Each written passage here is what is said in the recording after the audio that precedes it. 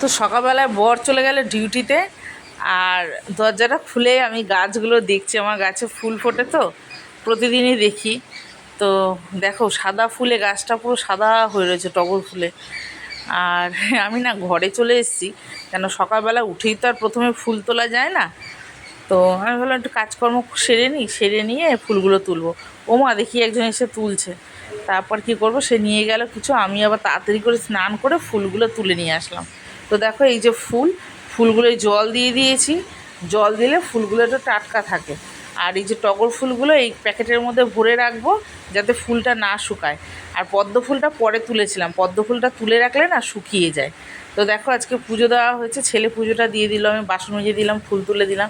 আর আমার মেয়ে দেখেছো কত কাজের। আমি এসেছি ঘরে সবজি নিতে, সবজি কাটবো আর চালটা ধোবো। আর আমি যেই ঘরটা রান্না করি সেই ঘরের লাইটও জ্বলছে না, ফ্যানও চলছে না। আর আজকে আমি যে রান্না করতে এসে এরকম বিপদে পড়বো আমি আজকে ভাবতেও পারিনি। মানে এখন অবধি যে ভিডিওটা তোমরা দেখছো এখন অবধি ঠিক আছে, আর মেন সমস্যা তো শুরু হয়েছে এরপরে। মানে চালটা ধুয়ে নিয়ে গিয়ে ভাতটা বসিয়েছি, যে মাংস নিয়ে এসছে ছেলে, মাংসটাও ধুয়ে রেখেছি, এখনও ম্যারিনেট করা বাকি, সবজি কাটা নেই। এই যে দেখেছো এখানে রান্না করতে এসেছি। এই গ্যাসের নতুন পাইপ লাগানো হয়েছে, নতুন গ্যাসের যে নবটা সেইটা লাগানো হয়েছে। আর গ্যাস আমার শেষ হয়ে গিয়েছিল। আর আমাদের গ্যাসটা ওর বাবা লাগায়, খোলে, পরিষ্কার করে, সমস্ত কিছু ওই করে। কিন্তু যখন নাকি গ্যাস শেষ হয়ে যায় বাইরে থেকে গ্যাসটা মানে যারা দেয় তারাই লাগিয়ে যায়। আমি আজ পর্যন্ত গ্যাস কোনো দিন আমি লাগাইও নি, কিছুই না, আর ছেলে তো করেই নি।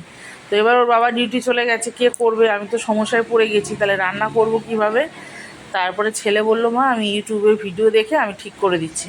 তা আমার অত সাহস পাচ্ছিলাম না। তারপরে আমি ওর বাবাকে ফোন করলাম, করার পরে ওর বাবা বলে বলে দিল। ছেলে একটু ভিডিও দেখেছিল, দেখে ওই ফোন দেখে দেখে করলো, করে কনফার্ম করলো ওর বাবা, ভিডিও পাঠানো হলো, দেখে তারপরে সেই গ্যাস জ্বালা হলো।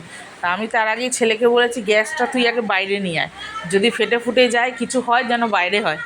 তো আমার বর এসে পরে হাসছে, বলছে কি বাইরে হলে কি আর তোমরা বাঁচতে, পুরোটাই তো হতো। তো যাই হোক, এইখানে আজকে রান্না বান্না করলাম। আজকে ভালোই রান্না করেছি, অতটা গরম লাগেনি, অতটা কষ্ট হয়নি গরমে। আর চারিদিকে তো খোলা, এখানে তো রান্না করা যায় না, মানে বেড়াল আসে, যদি কিছু কুকুর ওঠে, এই একটা সমস্যা। তো যাই হোক, আজকে রান্না করলাম পুঁইশাকটা কর্তাবাবু কালকে রাত্রে নিয়ে এসে রেখেছিলো, আর ছেলেকে বলেছিল মাংসটা এনে দিতে। আর এই দেখো আমার হাতের অবস্থা দেখেছো, সিমেন্টের গোলা দিয়েছিলাম, হাতের মধ্যে সিমেন্ট লেগেছিলো, সঙ্গে সঙ্গে আমার আঙুলটা ফুটো হয়ে গেছে। তো সেই নিয়েই চলছে কাজকর্ম, আর কাজের তো শেষ নেই। সকালবেলা 6:30টায় ঘুমাও আর 7টায় ঘুমাও, সেই থেকে বিকেল 5টা অবধি চলতেই থাকে, আর কোনো বিরাম নেই। তো যাই হোক, মাংসটা রান্না করছি। আর এখানে কটা গোটা শুকনো লঙ্কা দিয়ে দিয়েছিলাম, তেলের মধ্যে খুব লাল করে ভাজিনি, যাতে গলে যায়, পেঁয়াজের উপরে দিয়ে দিয়েছিলাম লঙ্কাটা।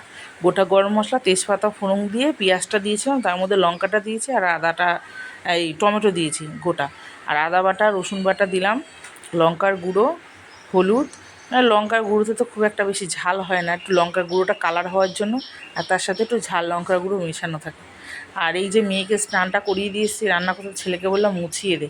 তো সেই দুই ভাই বোন মিলে এক হলে তাদের আর মানে গল্প আর বলা যাবে না, আর বললেও শেষ হবে না।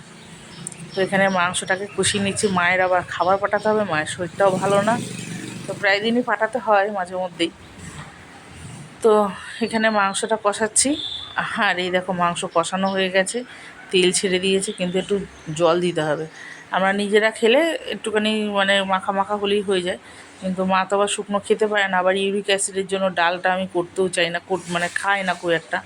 তো দেখো জল দিলাম, গরম জল, আর একটু পরিমাণ জল দিতে হবে, আমার মাংসটা সেদ্ধ হয়ে। দেখো আমার মেয়ে স্নান করে রেডি হয়ে চলেছে, নিজে নিজে চুল আসছে, আবার চশমাটাও পরেছে লাল জামার সাথে ম্যাচিং করে। তো দেখো মাংসটাতে জল দিয়ে দিয়েছিলাম, মাংসটা একটু ফুটবে, তারপর গরম মশলা দিয়ে নামিয়ে নেব। একটু ঢাকা দিয়ে করলাম, ঢাকা দিলে পর একটু সেদ্ধটা ভালো হয়। তো গরম মশলা দিয়ে দিলাম, আর এরপর নামিয়ে নেব মাংসটা।